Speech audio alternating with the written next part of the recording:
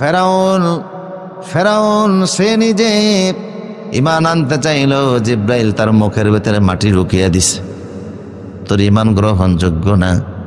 শেষ পর্যন্ত পানি খাইতে খাইতে ফুটকা মাছের মতো ফুল্লা উঠছে। ৩,৫০০ বছর তার লাশটা পানিতে বাড়ছে। আল্লাহ মাছেরে খাইতে দেন নাই, পোকামাকড়ে খাইতে দেন নাই। তার সঙ্গে সেনাবাহিনী ছিল হাজার হাজার, সমস্ত সেনাবাহিনী ৮০,০০০ সেনাবাহিনী ছিল। ৩ দিনের মধ্যে সব সেনাবাহিনীরা মাছে খেয়ে ফেলছে, কিন্তু ওরে খায় নাই। আল্লাহ বলছেন তোরে খাইতে দিব না। আলিয়ামা নুনাজ্জিকা বিবাদানিকা লিতাকুনা লিমান খালফাকা আয়া, তোরে আমি সুটকি বানিয়ে রাখবো, কিয়ামত পর্যন্ত যারা নতুন ফেরাউনের খাতার নাম লেখাবে তারা যেন তোরে দেখে শিক্ষা নেয়, তোর যেই পরিণতি ওদেরও হবে একই পরিণতি। তোরে সুটকি বানিয়ে রাখবো, রাখছেন কিনা কথা কন না।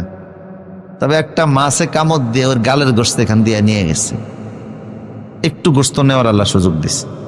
জার্মানির বিজ্ঞানীরা ওর রানের থেকে গোস্ত নিয়ে ৬ ঘন্টা অপারেশন করছে, কইরা নিয়ে গালদারে সোজা করছে। কারণ মিশরের সরকার বলতো নাহনু আবনা ফেরাউন, আমরা ফেরাউনের বংশধর, আব্বার গালে যদি গোস্ত না থাকে কেমন দেখে।